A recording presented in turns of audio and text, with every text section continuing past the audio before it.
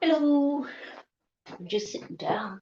Have a seat today because in my bonus live stream yesterday, I was complaining about my back and leaning over kind of sideways. So let's see if I've gone live yet, according to YouTube. Yeah, for some reason I've lost my. Why have I lost my? Oh, I'm live. Grand.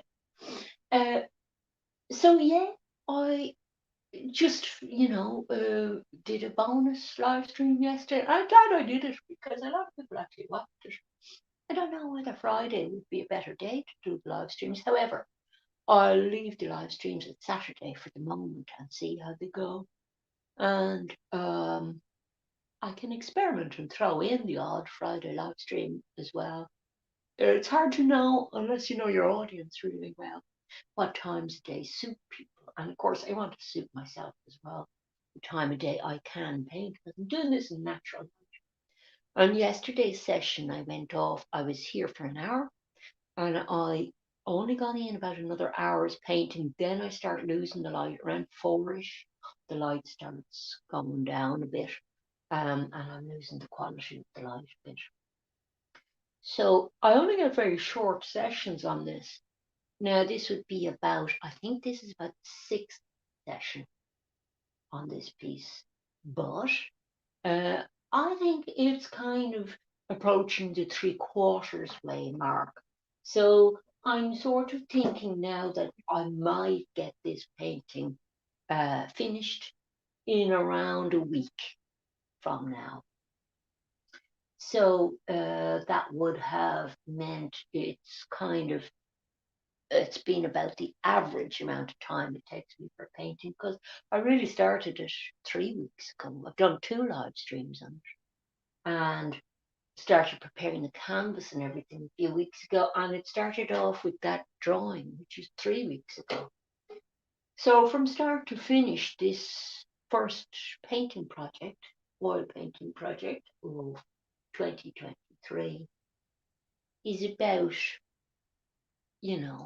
I think it's going to be about 3 weeks. Sorry, I'm distracted already looking at the window. It's been a very misty morning, not flashing rain around, just really misty. So it's been very grey and it's clearing up, but only in the foreground, and it's still very misty in the background. And that's interesting to me because the background is one of the things I'm going to work on today. And some of the things I'm going to do include introducing a few new things in. And one of the new things I'm introducing in is the use of this stuff, Liquin, Liquin by Winsor and Newton. And Liquin is a little medium to mix in with your paint. And I've just poured some out in the cap because although I have metal containers for things, this stuff, when it hardens, can mess up all your sort of nice painting containers. So I use disposable things and just put out a little at a time. That's enough probably for a day's use, and I'll show you what it does. I tend not to use that in very early stages of painting and use it a lot more as I'm coming to this stage for painting. And Liquin is a glazing medium as well as a medium for fluidity in your paint. So it's a multi-purpose type of thing. The other thing I'm going to be using is this weird little aid, which is just an ordinary house paint color swatch. And I collect these sometimes because you can get ideas for colors out of them, and they're nice because you can hold up color to a thing. Now you could make your own, whenever you're doing mixes and you see a color you like, you can cut a little swatch and use it to hold up beside your painting to see what's working. And I have this out because I want to work on the background today. a lot of the background color has this underpainting color left on it. And I like that in some areas of the background, but I want to modify some of the colors. And I actually, it's a lovely day for doing it today because I have some of the sky color coming down and we're going to modify the sky color slightly as well because I want a little bit more yellow in the sky and a little bit more modulation color. And some of the sky colors coming down a bit into this background because it's a misty kind of feeling. But there's this kind of color where there are trees and things running along in the background that are kind of misty as well in that grey, wintry way, but a warm color. But I don't want them the same color as this uh, underpainting color. I want to have some of the pinker color going on as well as the background color. And I have added some more orange tone in as well. So I'm looking for getting balances in color now at this stage at the 3/4 way mark. And so there's all this pushing, pulling going on to get things working, sections of it working. I'm thinking of it in sections. And I want each thing in each section to lead you around to the next section. And I want to have foreground, middle ground, and background kind of all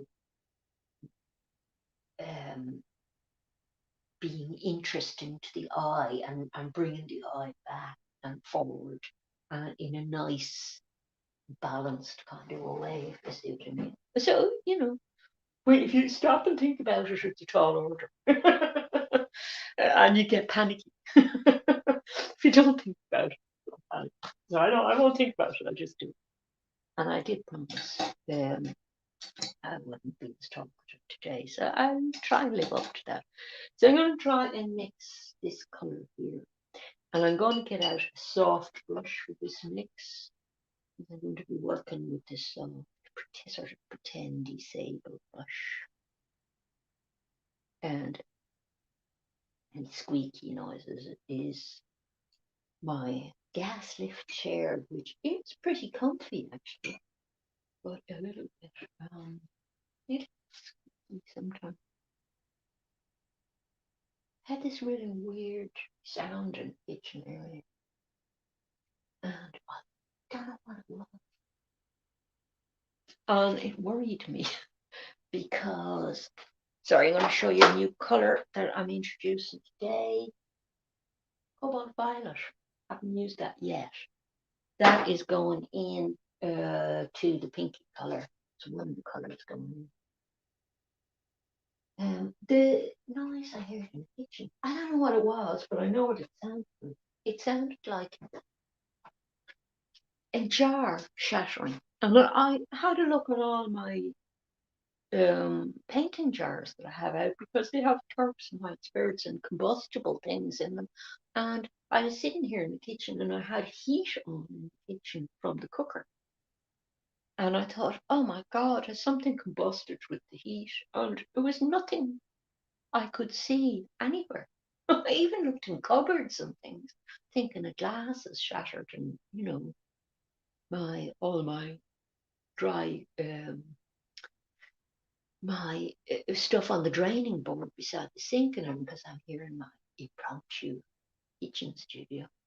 Nothing, I don't know what it is.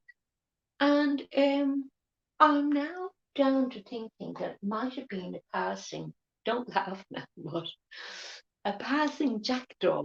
I've had batteries dropped nearly on my head by jackdaws passing over the house. And to get things out of bins and they'll drop them suddenly. But I went out into the garden and there's no like glass shattered or anything in the garden. So it's a complete mystery what that object is. Okay, I'll hold my palette up so you can see how I'm getting on with mixing that colour.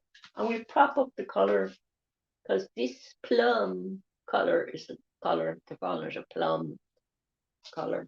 That's the colour we're trying to match.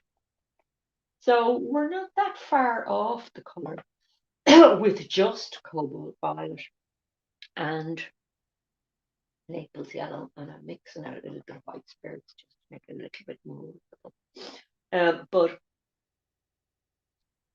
tonally, I have it light enough now, but I think it should have a little bit of brown in it.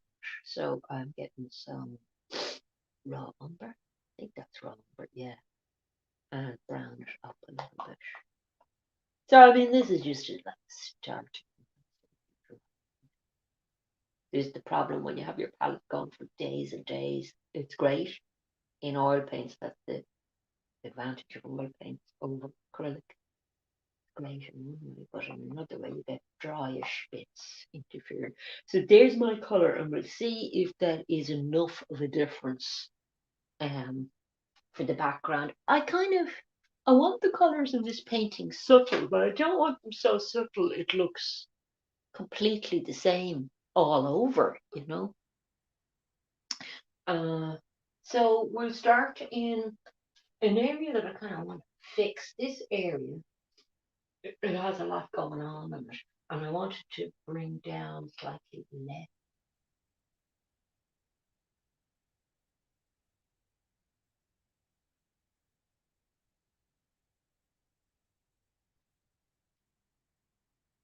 I'm not going to fill the whole background with that color. I'm going to do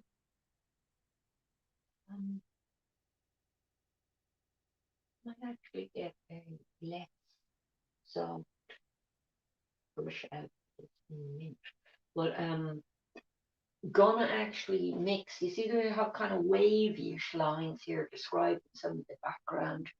Uh, a thicker brush, like a sort of a that one is not good knit.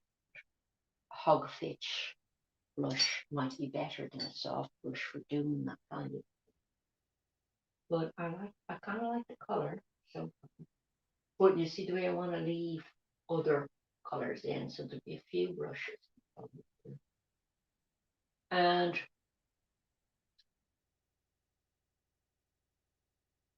I'm at the stage where I also want colors to bounce a bit or pop, like the noise I heard earlier. Just something definitely. It was not the light bulb in the kitchen. It's not that was checked as well. It wasn't that. So I want to get to just describe this color popping. You see this kind of lichen that I have here. I'm going to just add a bit more lichen down here.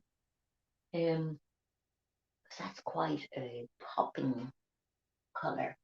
And I think there's viridian involved in that, and possibly emerald green.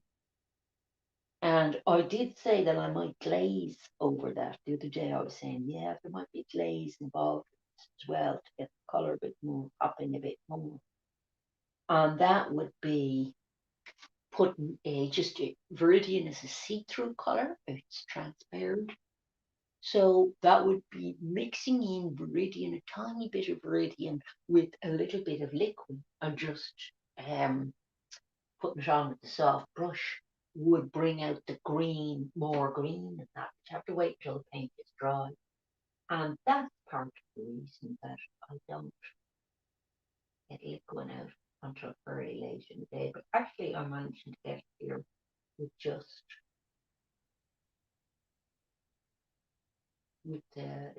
the colour that I mixed, getting the intensity on it. So I didn't go too intense with colours earlier because I didn't want it to be really, really colourful painting. I wanted it to have accents of colour popping, right? But not like super colourful all over. I wanted some subtlety in.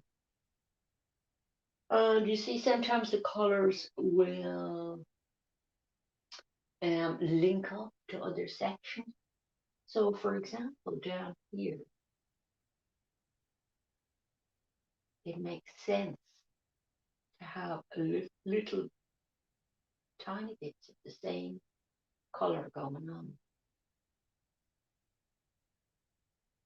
find these hard to do. They're ivy leaves, but it's quite hard to do without painting the whole leaf in detail, but still have it look sort of believable, but not too cartoony.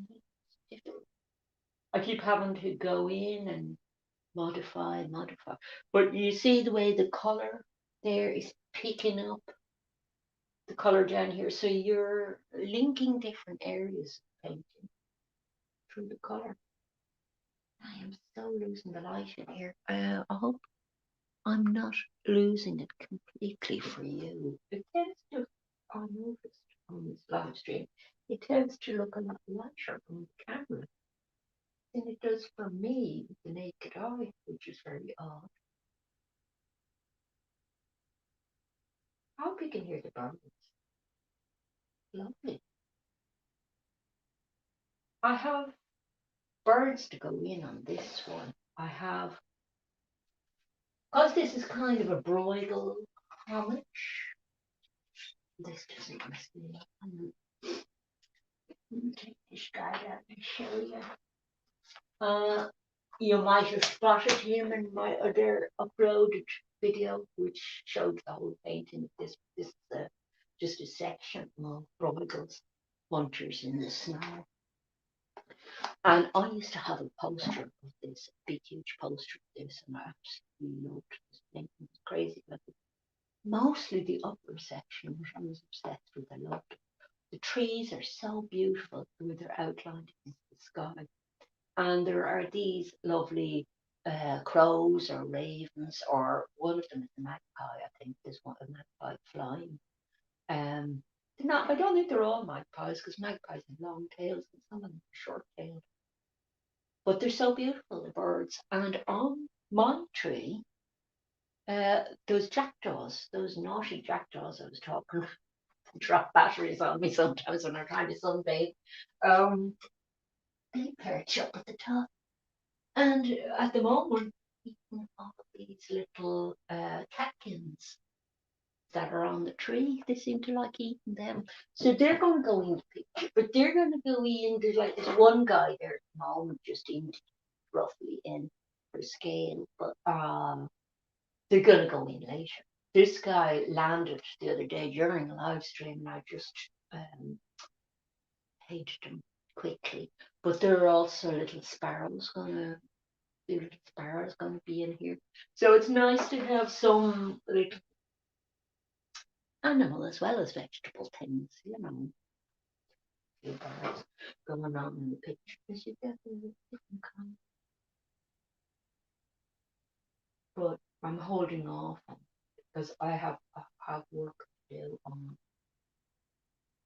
foliage and little things in between these might change. And I'm sort of toying with the idea of leaving some of this background underpainting in the finished piece, not all of it, but some of it. Because it's kind of lively, and I do like this, the outlines each section of the thing as a shape. It's not like super naturalistic to do that, but it's kind of, it is attractive. It's figuring out how much of it to leave. The other thing is,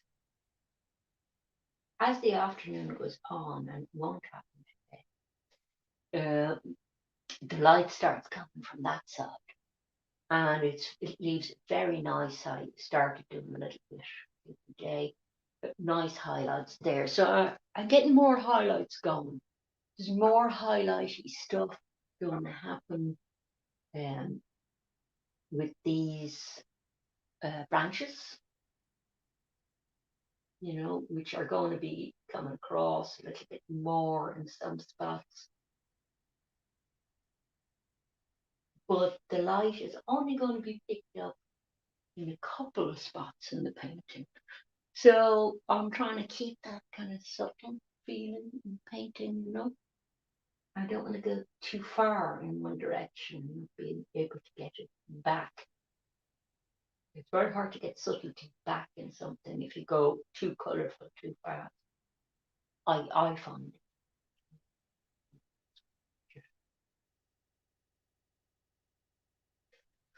Okay, so I'm picking around now with color. You're probably wondering what happened to the pink we were talking about, but I wanted to get that green established, and the colors all relate to each other. So I'm going in now with quite a dark black is making its arrival on the scene. That doesn't make its arrival too early in the painting either for me, because black can be a very killing color. But it's a nice color, but use sparingly is the nicest. Now the liquid is coming out now for mixing in with some black and very dark brown. So umber and black basically. And really what I'm doing, not using this as a glaze as such at the moment. It's a bit thicker than a glaze. I'm using it to put in a black edge on something. And I'm going to do my little mauve trick again with this, because I'm going to lean very hard on that, but I do need this. And I'm coming down with black.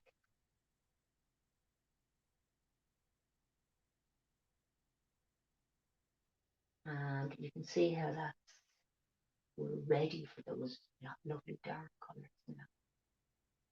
Now that's much more dramatic than it was. I might try during the week, because I don't know if I'm going to be working on this on next Saturday's live stream. I might be. You don't know yet. But when I post during the week, I'll maybe post a couple of times on the community tab for progress, show you progress on it. I'll try and do a few close-ups. It doesn't photograph well, actually. Drawings photograph a lot nicer. But see it a little better than you can see it on this live stream. But that black is like super black now, and the liquid helps it not fade. For some reason, the terps, when you use a lot of terps in with the oil, it kind of leaches a bit of the oil out, and you're putting on a black. It fades a little bit less black. With the liquid, I don't have that kind of problem. And I'm just back behind the camera. Yeah, I think you can see that better. You can see how black it is there. So we're getting more drama happening now in the painting, and more contrast. And it's a good time for that to happen at the three-quarters way phase, because you've made some definite decisions at this stage. And you can see now how it is kind of a homage to that Bruegel painting. It's turning into a homage because it's referencing those lovely blacks of the trees. And actually it's not dissimilar lighting in winter here. This is a Northern European painting. And we don't get weather that harsh. And obviously the contrast is a bit higher in his painting because it's set in snowy weather. So the white of the snow is making the black of the trees really contrasting. So we don't have quite that contrasting. But I want something of that feeling. And kind of a peculiar painting in that. Now I can't decide whether that was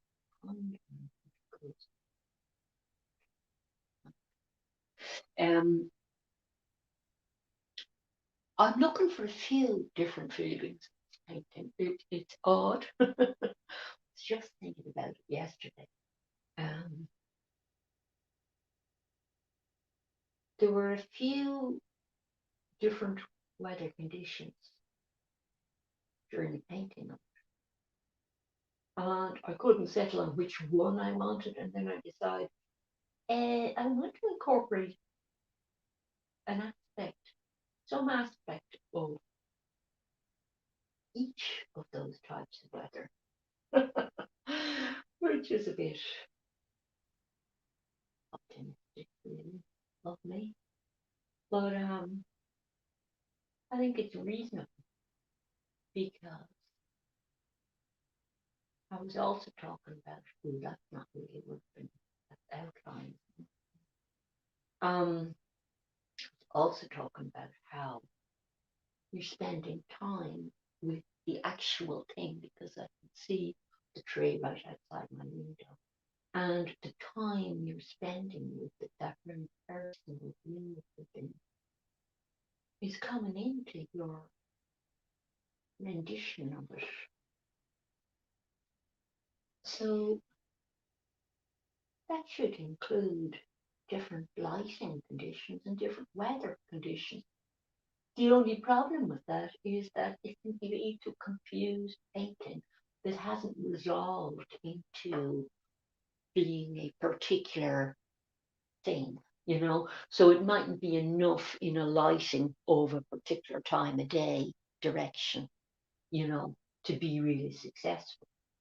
But this is what I'm sort of checking all the time. I go, okay, I'm going to try and introduce a little bit of late afternoon sunshine onto it, onto something that, this part of it might have been about how it looked on a very rainy, misty morning. See, totally different conditions, aren't they?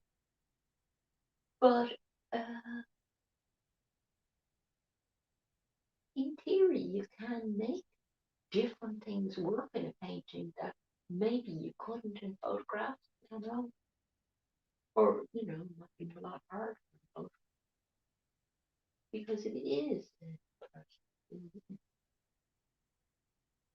I am really I almost forgotten about pinky color. But you see, the pinky color is going to be up through this.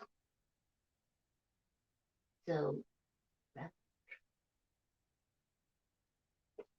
so it's a kind of, reveling in the slow enjoyment of this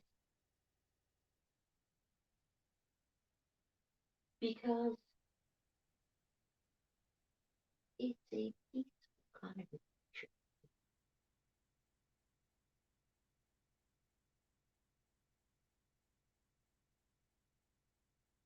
And it's very pleasant roomless. I don't use it enough. I don't have a huge picture.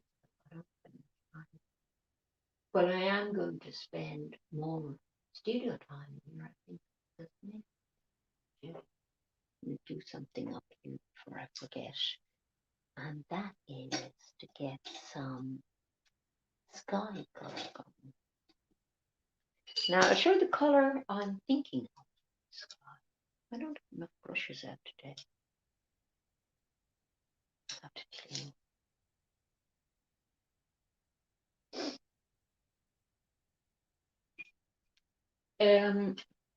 I was talking about introducing a yellow into the sky, and you've probably heard me say that my favorite yellow is the Venetian yellow here, but I'm going to have to get fresh one out because I have a lot of colour mixed in with it as well, and I don't want it infected with green. Oh no, I just realised that's probably all over my face now. I keep scratching my face, and if I get it in my hands, I then all over my face. Where's my finish? I have a big load of colours lined up here. None of them is in yellow. I think I have Naples yellow, sorry. Naples yellow and Venetian yellow are very similar. I think I've been calling this Venetian yellow all the way along. But they're very similar. One is darker, but it's tonally the same tones in it. So there. So a little bit of that is going into her sky color, which was a cobalt blue and cobalt blue and titanium white. Oh, and I'm dropping brushes now. I should have used my little jar, but I had the camera right beside all the pots and everything painting it, and I didn't want to show it to the camera. Oh, I've dropped the sock now. My socky rag. Hang on. Okay, we're now ready for that sky. Even changing the colour, so much goes into prep. And then you have to get your head together about it. Okay, so there's more, it's mostly white, little dab of blue, and a tiny bit of yellow as well.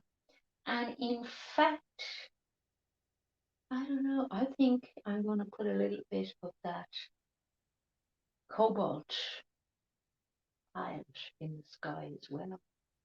It was either going to be cobalt violet or alizarin crimson. And it was really just coming on here and pinned that down a bit. And when I started doing the sky, I did it very, very terpsed down so that the underpainting would show through. But some of the bits that I'm going to do now, I'm going to have more colour involved in. So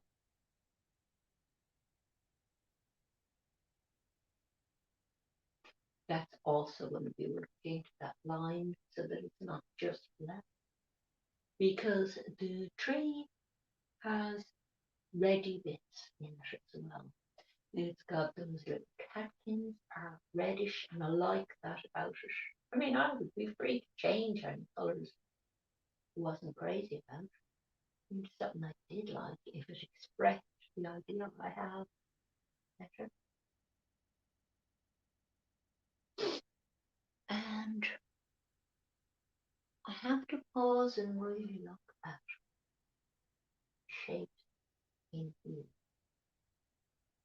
And that's some of the reason I haven't filled this in completely. It's going to be a bit of back and forth thing going on here to get the structure I want, because that's probably going to split up into a couple things like here. It's gone into a couple, but that's not the main thing I want today.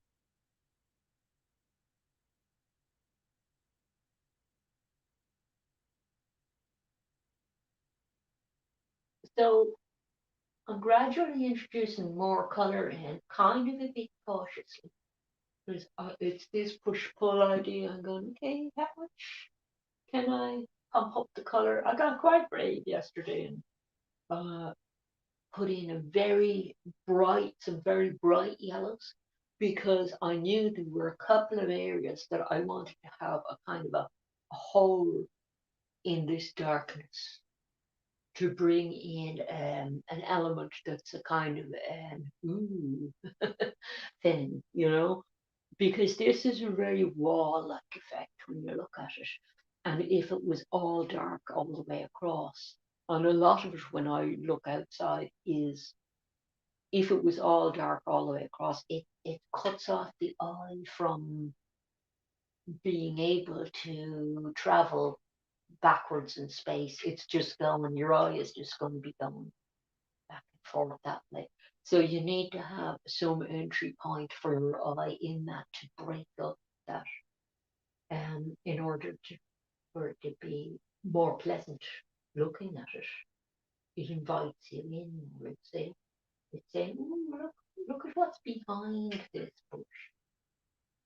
And I want this painting to be about that. I want it to be about layers of things. It's not that I sit there and plan painting, say, right, right, this painting is going to be about layering. It's not, it doesn't really happen like that. But, you get, at the 3/4 point, you have the luxury of treating yourself as if you're the viewer and saying, well, what am I getting out of this painting as the viewer? So this color is, it's a bit bolder, and I want it to be a bit bolder because I want it to be bolder on this side as well, to outline what I put in just yesterday for the tops of that shrub, and they're outlined against the sky in a fairly bold kind of way. And I have little binoculars, and when I looked through the binoculars, the colour on those leaves wasn't actually that dark, but it was the contrast between that and the sky. I might put a bit more yellow in over. It's a weird sky. It's almost a snowy sky. And I found daring and put in alizarin and just see what happens when I put in alizarin.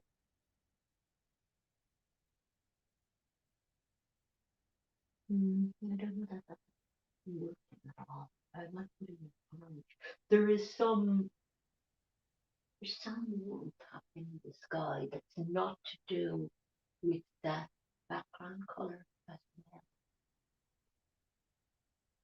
Maybe find quite the right colour to do it with. Maybe a little bit of colour. Oh, I think I might have.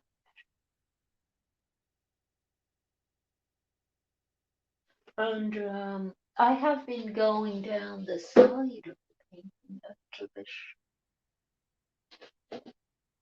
because I haven't got any immediate plans for frames painting, but I like putting them up and having a look at them afterwards. Usually put them up in the bedroom because I have the hardest walls in Ireland to drill into. And it's really hard to get holes into the wall to actually hang paintings up. It's like a full day's work, and they're breeze blocks. Mm-hmm. It's a full day's work, and they usually break drill bits doing it and everything. I don't think I have a drill bit unbroken at the moment. So it's nice painting up over the edge of the thing because the white doesn't put me off color wise when I'm devouring the painting from bed. And saying, sometimes I'd get a painting like that and I'd have it hanging up beside the bed, and then I'd get up the next day and do something else to it, and it'll kind of keep getting work. So even though I'm saying it could take 3 weeks to do a painting can go on a lot longer. And I haven't actually done glaze on any bit of this yet with that liquid, but when glazes get involved as well, you're waiting for a section to dry. So I could, for example, glaze over this bit if I wanted a yellow ochre, sort of a cast or a yellowish cast over everything. I'd come along with a little bit of a transparent yellow ochre maybe and liquid, and just with a soft brush and brush over all of that, and it's a great unifying thing. It's liquid, but that paint has to be dry before I do, which just takes a bit of time to dry. Now you see, I like the effect I'm getting there, and you should be able to see it. I'm just lurking behind the camera again to see what you can see. Yeah, you should be able to see it. So you see, that's getting a bit more definite looking now, isn't it? So we're intruding into the area taken up by the tree a bit, but we haven't completely lost the structure. We can re-establish some of the leaves back there.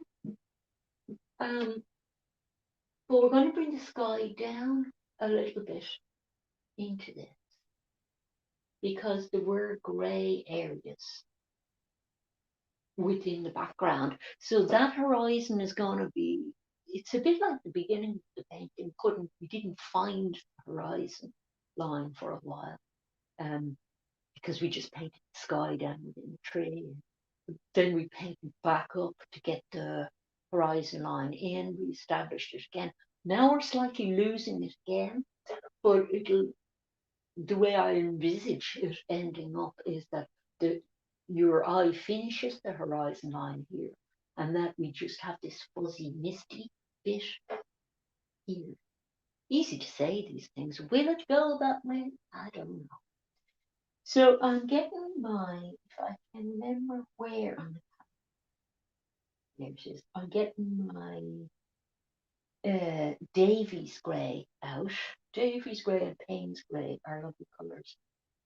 They're warm greys. So they're very interesting when you come along to do a section. It's where I get myself into a mess.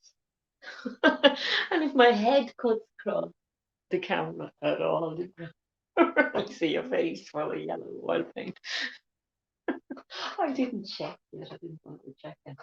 But like, if I have to go to the shops or anything later on, which I don't think I have, I would definitely check in the mirror first. I'm always having to do it. Check in the mirror before I go out to make sure I don't have oil paint. So, because that, and you get so caught up in what you do, and you say that it's not until somebody gives you a funny look that you realize, oh, I'm doing that. So I don't have as much going on with branches and things over this side. I just haven't worked it as much over there because I knew that this tree was going to be coming up, interfering with that bit. So I didn't know how much of that to work. So there might be more stuff happening. But this side, I went a little bit too far, I feel, with all this complication happening here. It's not elegant, you know.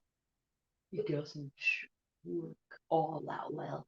So I don't know what's going to happen. There's going to be probably more separation happening between the sections there. I think. I don't know how to do that, but that's more the shape I want to get for a section, and then cut out some of the busyness. You know, I mean, some bits I do like. I do like this, but this is not an elegant shape happening here. So something has happened. They're only little problems. Overall, uh, it's promising. It's a promising thing. I think. I think so far it's kind of an enjoyable painting to look at. It, it's at the exciting phase. It could become a very nice painting to look at, or it could become just an okay painting. Um, that Holden was never 3/4. And trying to keep bit of looseness as well going, that you don't tighten up too much with your brush strokes and everything, or just get too blasé and start blowing it. You know, lose on.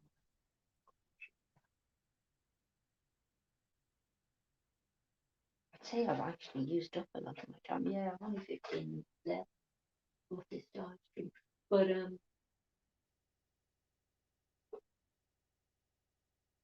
I will, probably not every day, you know, because I mightn't have like loads done every day, but I will keep doing progress on the community tab and post a few photos to this section.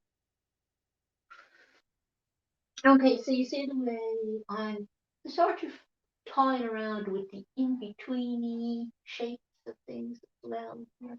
And there's a lot about rhythm in this painting, about what direction the eye travels in through the painting, and enjoying the lovely rhythms. So it's as much about you're painting a rhythm on something as you're painting the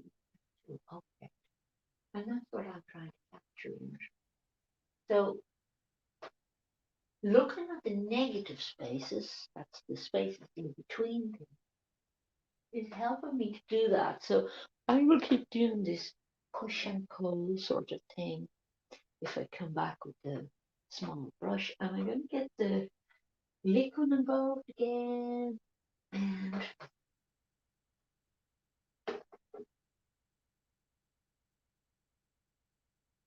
I want a red in this because those upper branches. So you see the way, you can see it here actually with the liquid. If I do that, look what happens there.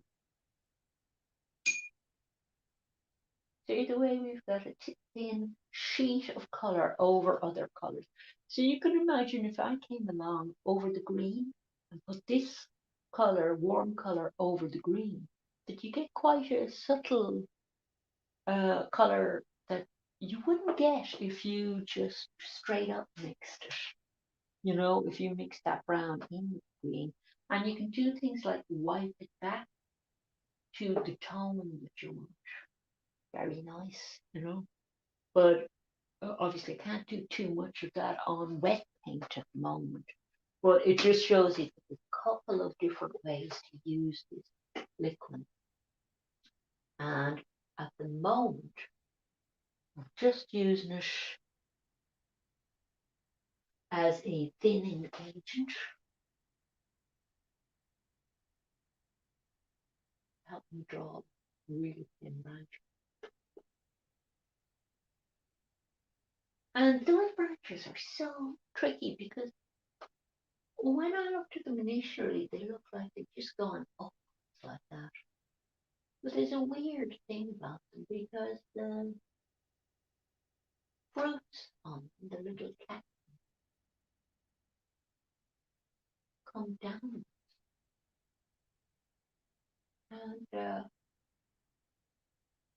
that's kind of tricky to paint. And I went through this thing of saying, well, will I bother paint? Because just doing the upward sort of a shape looks like it from a distance. So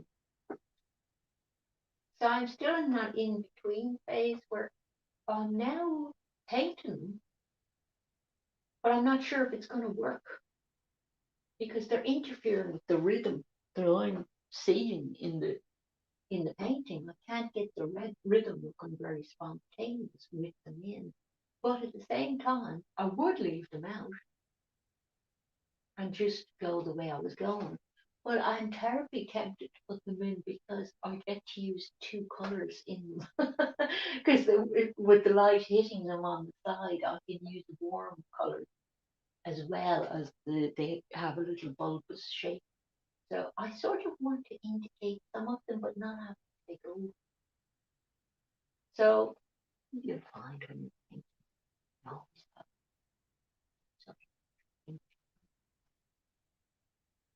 see my difficulty in trying to keep the same rhythm going, but still have these ones. And it's just they're interrupting the flow of my brush. Mm-hmm. It's kind of working okay, though, I'm not quite. I think.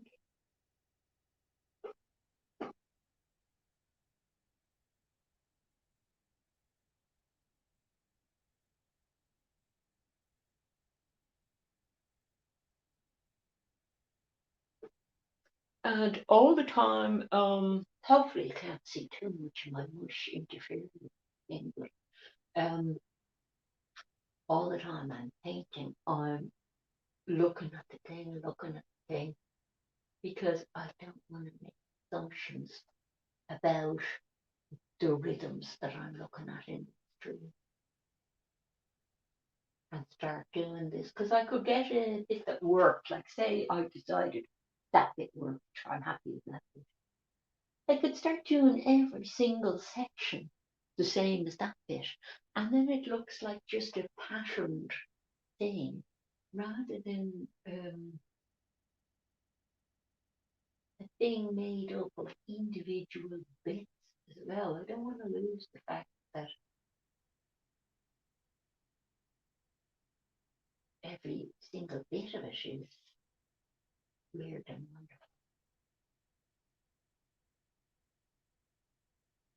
Now, I don't know if that one, how busy to let it get. This is why.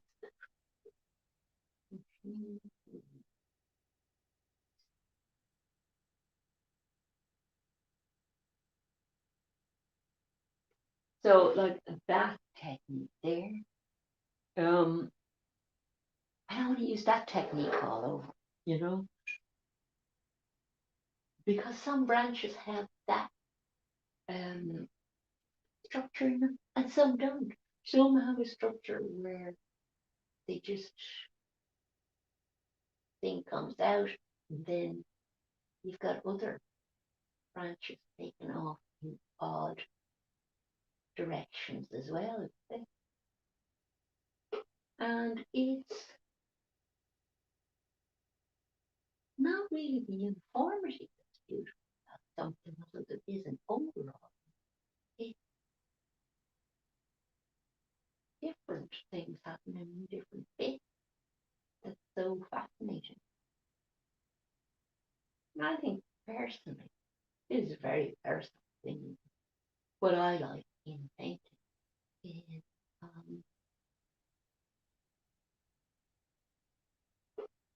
the individualism, you know, that you can tell if somebody really enjoyed a specific quality of that specific part of that specific thing. And some of the very best paintings I've seen are ones in which any corner of a painting you go into is a beautiful thing in itself, where clearly the artist was obsessed with that section of the painting, as obsessed with that section as they were with every other section.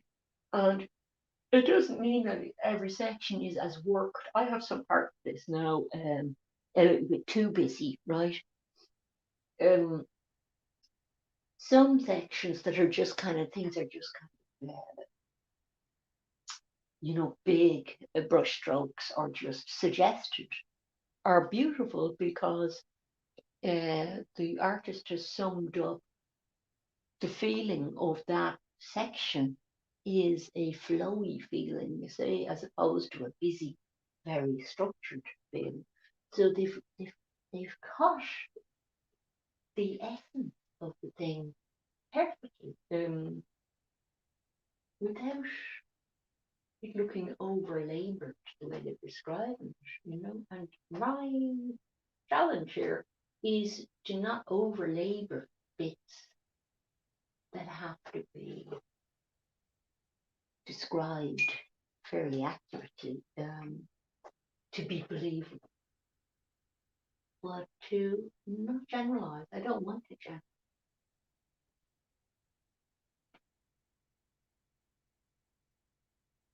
I'm nearing that day for live stream anyway. I still get another hour.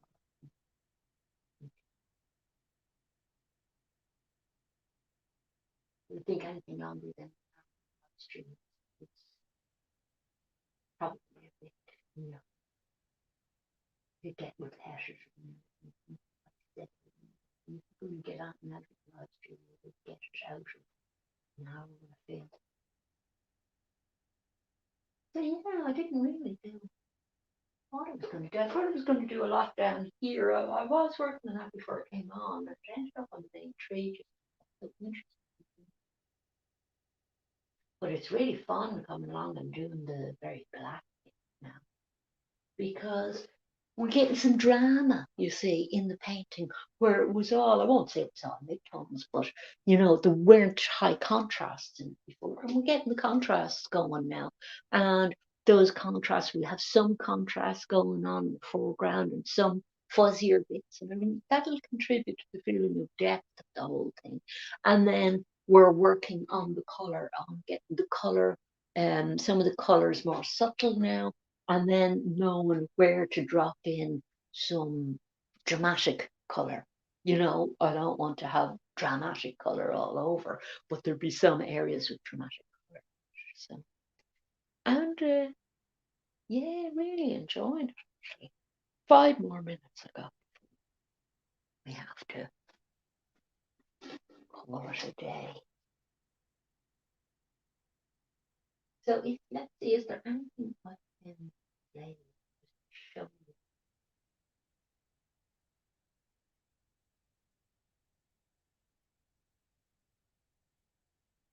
I don't know that I have any of that dramatic. I could try. I'll try a little bit of glaze on. Let me see. I need a brush as well. Sorry, sticking my head in front of the camera. We'll try a glaze on these bits of lichen and ivy, just to show you what they look like.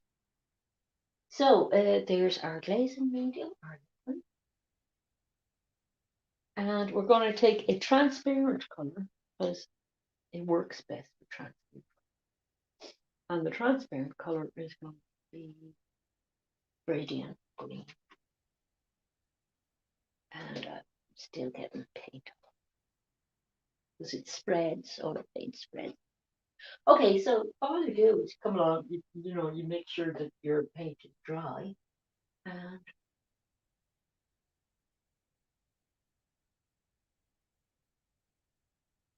that might make another.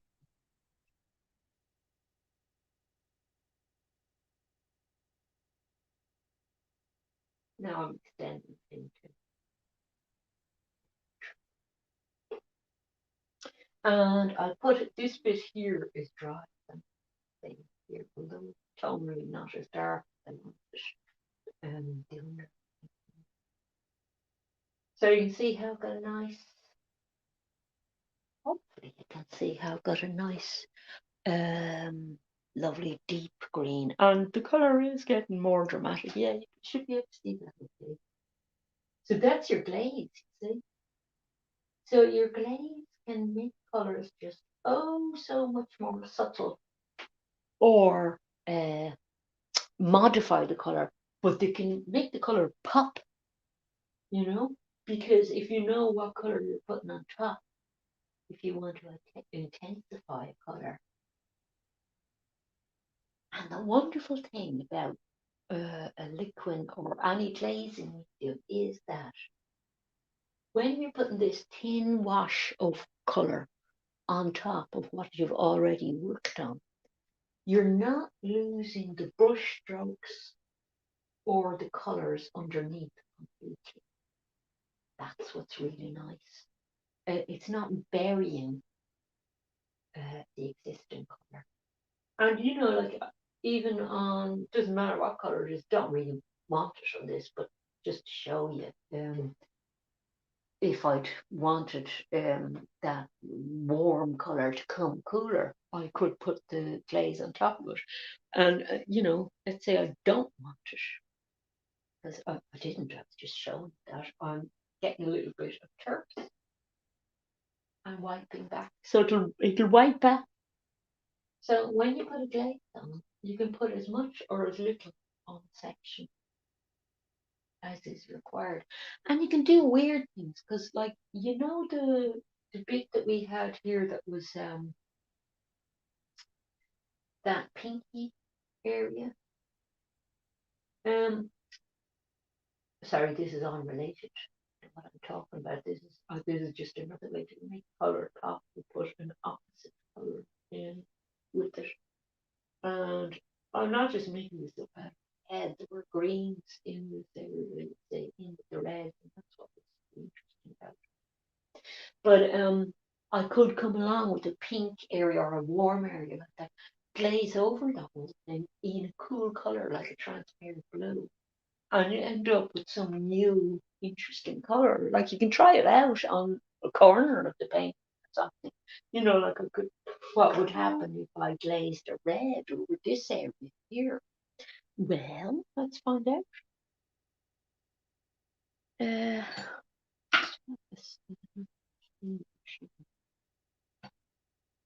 Because I did promise I'd show you, didn't I? So let's glaze in alizarin crimson over these very cool greens that have some viridian in it and some blues in there. But look,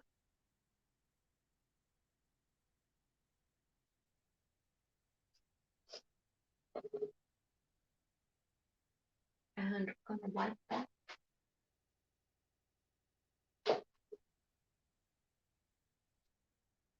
It's subtle, you see, like especially when you wipe that. Let's turn that into a warmer green. From it was kind of in the cool range, like this is in the cool range. That's turned it slightly warmer, hasn't it? So it does all kinds of subtle things. So that's another way of doing this push pull to get the painting where you want in terms of color and tone and everything with your glazing medium, liquid. So you might enjoy that stuff. It's expensive, but a little bit of it goes a long way. So I hope you got something out of today's session and enjoyed it. And yeah, we'll see how it goes during the week. And you know, I might not put up a I might not put up a still today because I don't know if I got far enough along to warrant putting up a still, but I will before the end of the week. As the week goes on, I'll do a few more sessions, and if I make a bit more progress now past the three-quarters way stage, I'll put up one or two, updates during the week. So you can look out for those. And even if I'm finished the painting by, whoops, sorry, even if I'm finished the painting by next Saturday, I'll haul it out again and show you on next Saturday's live stream because I want you to see the finished thing as well. I could still be tipping around doing things in it. I don't know. But I think I feel confident in announcing today that, yeah, it's definitely at the three-quarter stage at this stage. So happy enough to call it that. So, yeah, and, I don't know whether I'll do any bonus live streams during the week, but if I'm informed for it, I will be painting anyway. But if I think I'm having a good session or something, or I'm about to have a good session, I'll fire up a bonus one. But if not, you will definitely see me on a Saturday because that's kind of my normal time. So thank you very much for taking an interest in my little spring painting project. Bye.